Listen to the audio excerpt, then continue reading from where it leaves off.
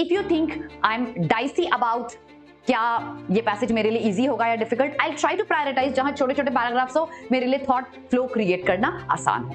Question ये होता है कि मैम हम ये डिसाइड कैसे करें कि पैसेज कौन सा इजी है। Now I'm going to discuss those pointers जिस पे आपको काम करना है। Listen to me for the next 10 minutes and you will know exactly आप कैसे डिसाइड कर सकते हैं RCs और उनका ऑर्डर। Just remember, एक चीज हम स्टार्ट करेंगे इजी पैसेज से, क्योंकि डिफिकल्ट अगर छूट भी जाए तो मेरा नुकसान नहीं है, लेकिन इजी छूट जाए वो बहुत बड़ा नुकसान होता है। अभी भी बहुत सारे ऐसे एस्पिरेंट्स हैं जो ये क्वेश्चन लेके आते हैं जब हम टेस्टिंग करते हैं क्लास में कि मैम मैंने गलत आरसी सिलेक्ट कर लिया, I ended up wasting a lot of time there, या फिर गलत आरसी सिलेक्ट करने से मेरा स्टार्टिंग ही बेकार हो गया, I ended up ruining the entire mock। ये एक इतना क्रूशियल चीज है कि आपका माइंडसेट जब आप आरसीज करना स्टार्ट करते हैं एक अप्रोप्रिएट स्पेस में होना चाहिए और आप सही आरसी अपने हिसाब से सिलेक्ट करके मैक्सिमम आंसर्स कर पाए।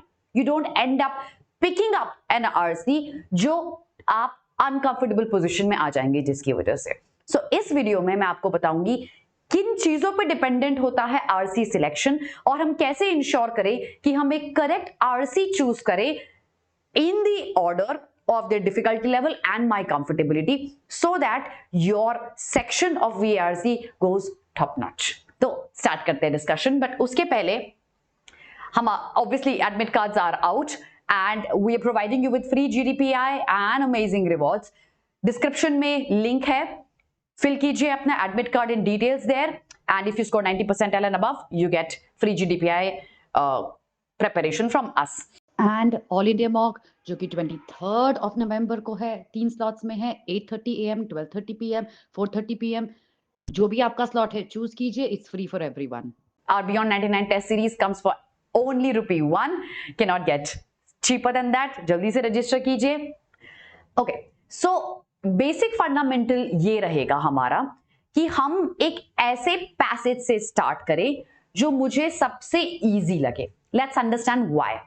हमारा रिमेनिंग सेक्शन का माइंडसेट डिपेंड करता है हमारा सेक्शन बिगिन कैसा हुआ है। अगर हम एक डिफिकल्ट पैसेज पिकअप करते हैं बिगिनिंग में, you are very likely to struggle with it और आपको वो काम रीगेन करने में ट्रबल होगा in the remaining minutes that are left. So हमेशा इंश्योर कीजिए कि आप एक इजी पैसेज पिकअप करें। क्वेश्चन ये होता है कि मैम हम ये डिसाइड कैसे करें कि पैसेज कौन सा इजी है। Now I'm going to discuss those pointers जिस पे आपको काम करना है। Listen to me for the next 10 minutes and you will know exactly आप कैसे डिसाइड कर सकते हैं RCs और उनका ऑर्डर। Just remember, एक चीज हम स्टार्ट करेंगे इजी पैसेज से, क्योंकि डिफिकल्ट अगर छूट भी जाए तो मेरा नुकसान नहीं है, लेकिन इजी छूट जाए वो बहुत बड़ा नुकसान होता है और मैं मेरा माइंडसेट ट्रबल नहीं कर सकती अक्रॉस द सेक्शन। दूसरा, RC selection strategy completely unique होती है टू ईच इंडिविजुअल। आपको जो आसान लगेगा शायद किसी और को वो मुश्किल लग सकता है। अब वो किन पैरामीटर्स पे डिपेंड करता है उनको डिस्कस करते हैं। So the first is understanding the passage type. कुछ पैसेजेस होते हैं जहां लॉन्ग पैराग्राफ्स होते हैं, लाइक 2 पैराग्राफ में एक पैसेज को खत्म कर दिया। Okay, the other kind of passage is 4-5 छोटे छोटे पैराग्राफ्स होते हैं, क्रिस्प होते हैं। The ability of a student to understand smaller paragraphs and create a thought flow is easier if you compare to the longer paragraph based passages। but remember, ये completely इस पे भी depend करता है कि आपकी comfortability उस passage के genre के साथ कितनी है। so one type of passage selection depends upon कितने छोटे paragraphs है, लंबे paragraphs है, vis-a-vis उसका genre क्या है। अगर बहुत डिफिकल्ट एक लैंग्वेज का पैसेज है या आपका पैसेज एक ऐसे जॉनरे से है जिससे आप अनकंफर्टेबल हो, प्लस वो साथ में लंबे पैराग्राफ्स लेके आ रहा है, ऑफ कोर्स आपकी अंडरस्टैंडिंग वहां ड्रॉप करने वाली है। So if you think I am dicey about क्या ये पैसेज मेरे लिए इजी होगा या difficult, I try to prioritise जहां छोटे छोटे पैराग्राफ्स हो, मेरे लिए थॉट फ्लो क्रिएट करना आसान हो। सेकेंड पैसेज टाइप होता है जहां एब्स्ट्रैक्ट थीम्स होते हैं, ट्रूथ, मोरालिटी, फ्रीडम, एस्थेटिक्स। बहुत बार ऐसे पैसेजेस हमने देखे हैं। एक बार रिकॉल करके देखो, क्या आपने स्ट्रगल किया था उन पैसेजेस को पढ़ने में, इवन इफ वहां छोटे छोटे पैराग्राफ्स थे। So actually the style of writing and the genre plays a predominant role. अब while I'm explaining all of this, मैं आपको लेके जाऊंगी एक ऐसे पैसेज पे जहां हम इस पूरी टेक्निक को अप्लाई करके देखेंगे, and the furthermore techniques that I teach you as well. So coming back to the themes, अगर abstract themes है, a lot of people struggle with understanding what the argument of the author is, what the thought flow is, and thus उस पे dependent सारे questions आपको difficult लगते हैं. On the contrary, अगर मेरे पास हिस्ट्री पे कोई टॉपिक है, सोसाइटी, साइंस, इकोनॉमिक्स, जैसे अगर आपको याद हो कटल फिश का पैसेज डिफिकल्ट था, लेकिन कंफर्टेबिलिटी अगर आपकी थी उस पैसेज के साथ में, उस टॉपिक के साथ में, रिसर्चर्स के साथ में, वो आपको ट्रबलसम नहीं लगा होगा. सो आप कितने कंफर्टेबल हैं विद एब्स्ट्रैक्ट थीम्स और डायरेक्ट थीम्स, वो आपको डिसाइड करना है. Very likely a lot of students fall into the same category जहां वो concrete themes के साथ काफी comfortable होते हैं, abstract के साथ कम होते हैं. So हम कैसे decide करें within those 30 seconds कि ये abstract theme है या direct theme है? I'm going to come to it. The third passage type is one that is filled with excessive jargons. बहुत सारे terminology jargons होते हैं, ये specific terms जो किसी एक science को belong करते हैं, किसी एक study को belong करते हैं. तो अगर फिलॉसफी है, आपको फिलॉसफी बेस्ड पैसेजेस में बहुत सारी बातें मिलेंगी आपको जिनके साथ आप अनकंफर्टेबल हो सकते हो. अगर आपके पास इकोनॉमिक्स बेस्ड पैसेज है और आपने इकोनॉमिक्स की पढ़ाई कम करी है तो उसकी टर्मिनोलॉजीज आपको डिफिकल्ट लग सकती है. So passages that are filled with excessive theory और jargons are of course the difficult ones, जहां एग्जांपल्स है, स्टोरीज है, रियल वर्ल्ड रेफरेंसेस है. मेरे लिए पिक्चराइजेशन क्रिएट करना बहुत आसान होता है ऐसे पैसेजेस में. हम कैसे फिगर आउट करते हैं कि ये पैसेज इनमें से किस कैटेगरी में लाई करता है, वो डिपेंड करता है मेरी स्किमिंग टेक्निक पे. So the moment I have the paper in my hands, that is the screen, I need to have a glance over the passage and look at certain keywords. एक बार करके देखते हैं ये चीज और हम ये डिसाइड करते हैं कि इनमें से कौन सी कैटेगरी में मेरा पैसेज फॉल करता है. So this is a PYQ. If I try to skim through it, हम देखते हैं keywords कैसे कैसे, okay? Craftsmanship, craft, communal interest, craft concept, primitive and traditionalist, artisanship. मैं क्या कर रही हूं? I'm just highlighting a few keywords here जो मुझे overall passage की language का difficulty level बता रहा है, topic बता रहा है, कितना डेंस है ये बता रहा है, and looking at it I know there are smaller paragraphs divided. If craftsmanship की अगर हम बात करते हैं, आई लव क्राफ्ट.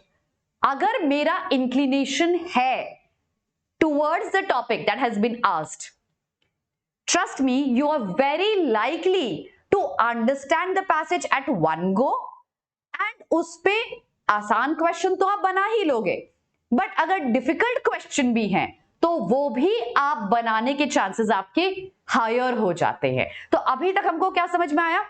हमने कुछ कीवर्ड्स हाईलाइट किए. Environmental impact, okay, again practice craft. Language मुझे डिफिकल्ट नहीं लग रही बहुत ज्यादा. Topic looks like craftsmanship. मैं कंफर्टेबल लग रही हूं इस टॉपिक के साथ, I think I can pick it up. लेकिन ये तो हुआ पैसेज टाइप. क्या हम सिर्फ पैसेज को देख के डिसाइड कर सकते हैं कि क्या मुझे ये पैसेज करना चाहिए कि नहीं? The answer is no. Sometimes when you read the passage you think हाँ ये मेरा कंफर्ट जोन है, मुझे ये कर देना चाहिए. A lot of people later on regret doing that, क्योंकि कई बार क्वेश्चन इतने डिफिकल्ट हो जाते हैं दैट आपको लगता है कि शायद मुझे पैसेज लेना ही नहीं चाहिए था, और क्योंकि मैंने इसको रीडिंग में 5 मिनट लगा दिए या 7 मिनट लगा दिए, अब मुझे 10 मिनट और लग गए उसके सवाल को बनाने में. तो अब एक बार समझने की कोशिश करते हैं कि सेकंड पैरामीटर क्या होता है जिसके बेसिस पे हम पैसेज को डिसाइड कर सकते हैं. While I'm explaining all of this, आपको ये लग रहा होगा कि this may be a time consuming thing, but trust me, आप within 30 seconds डिसाइड कर सकते हो कि क्या आपको वो पैसेज करना चाहिए या नहीं. पॉइंट नंबर 1 में हम डिस्कस किया था passage type. Point number 2 is question type. जैसे मैंने स्किम करके कीवर्ड्स हाईलाइट करे, आई डिसाइडेड ये टॉपिक मेरा कंफर्टेबिलिटी का है, लैंग्वेज डेंस नहीं है, पैराग्राफ छोटे छोटे हैं, मैं पिकअप कर सकती हूं. There are 3 types of questions that you will face when you solve a CAT style passage. Question number type number 1, the easiest of all. which of the following best describes what the passage is about? अगर आपने passage तमीज से पढ़ा, आपकी liking का है, आप guaranteed ये आंसर कर लोगे. All of the following can be inferred from the passage except. Now you might think ये except वाला क्वेश्चन है तो मैम ये तो डिफिकल्ट क्वेश्चन टाइप है, आप इसको इजी में कैसे कैटेगराइज कर रहे हैं? बच्चे एक बार समझ के देखो, अगर क्वेश्चन मेरा बोल रहा है all of the following can be inferred from the passage except, जो मैं पैसेज से इन्फर कर पाऊंगी वो मेरे मेन थीम से अलाइन करेगा. कौन सा ऑप्शन मेरे मेन थीम को वायलेट करेगा, वही आंसर होने वाला है इस क्वेश्चन का. Simple as that. तो अगर मैंने पैसेज पढ़ा, मेरी कंफर्टेबिलिटी के हिसाब से लैंग्वेज मेरी पैसेज की सिंपल है, I shall be able to answer both of these questions. और इन्हीं से अलाइंड क्वेश्चंस लाइक टोन है या स्टाइल है या टाइटल अगर आ जाता है तो आप वो सब भी आंसर कर लोगे. क्वेश्चन टाइप नंबर 2 जो थोड़ा मॉडरेट होता है, for example which one of the following if true would weaken the author's claim. अब आपको थोड़ी प्रोसेसिंग चाहिए, यहां आपको क्लेम फिगर आउट करना है क्या है पैसेज का, उसका ऑपोजिट थॉट अपने माइंड में लेके आना है, and then you need to figure out आपका करेक्ट आंसर क्या होगा जो ऑपोजिट बोल रहा है पैसेज के. The second is we can infer from the passage that medieval crafts guilds resembled mass production in that both. It's a factual question but थोड़ा सा you need to go back figure out ये कहां लिखा हुआ है, थोड़ी सी processing के साथ. डायरेक्ट नहीं है, प्रोसेसिंग के साथ डायरेक्ट हो गया. So this is type 2 question जो आपको शायद रेफर बैक करना पड़ सके. नाउ टाइप 3 क्वेश्चन, ये ना काफी लोगों को ट्रबलसम लगता है. All of the following if false could be seen as being in accordance with the passage except. तो पहले इफ फॉल्स दे दिया फिर एक्सेप्ट दे दिया. पहले तो मुझे ये क्वेश्चन समझने में टाइम लगेगा, फिर in a few seconds when I understand the question, फिर मुझे हर ऑप्शन को फॉल्स करके या तो देखना पड़ेगा. It's a time consuming question type. The point is कौन से क्वेश्चन टाइप मुझे विजिबल है पैसेज में. After I skim through the passage like we did here, I quickly look at the questions and I try to categorize कि ये question type 1 में आता है, 2 में आता है, 3 में आता है, and doing that for all of the 4 questions. अगर मेरे पास इस पैसेज टाइप में 2 या 2 से ज्यादा टाइप नंबर 2 या टाइप नंबर 3 के क्वेश्चंस हैं तो शायद मैं एक बार सोचूंगी इस पैसेज को सबसे पहले उठाने से. हो सकता है इसको मैं सेकंड पे या थर्ड पे रख दूं. अगर आपके पास 2 या 2 से ज्यादा टाइप 1 के क्वेश्चंस हैं, टाइप 1 और 2 के मिक्सचर भी हैं, you can definitely pick up the passage. So, looking at the question type, the first says we can infer from the passage that medieval craft guilds resembled mass production in both. Type 2, the most recent revival in interest in the craft is a result of the emergence of all of the following except. Type 1, the author questions the ability of crafts to create.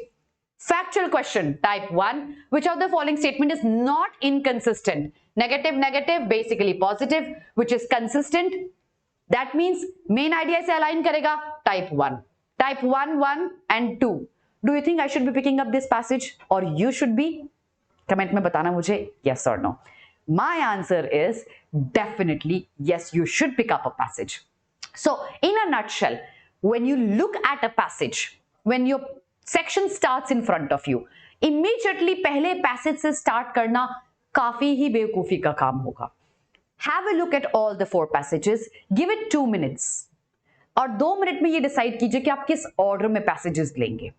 Depending upon आपकी comfortability आप कितने passages solve करेंगे. Ideally आपको 2 तो करने ही चाहिए और बाकी दोनों में से आप स्किमिंग और स्लॉगिंग के साथ भी सॉल्व कर सकते हैं, बट किस ऑर्डर में करेंगे वो होना चाहिए starting from easiest going to the difficult one. और उसको डिसाइड करने के लिए इन 2 मिनट्स में I'll skim through the passage, I'll look at the keywords, I'll decide the difficulty level and the genre of my passage. If the topic is of my liking, I should definitely pick it up, but it also depends upon the style of questions that I've got. Category 1, 2, 3 में से categorise कीजिए passages को and you will know exactly आपको किस order में passage solve करना चाहिए. If this video makes sense to you, please comment under my video with a little thank you note. A little appreciation goes a long way. Thank you so much, everyone.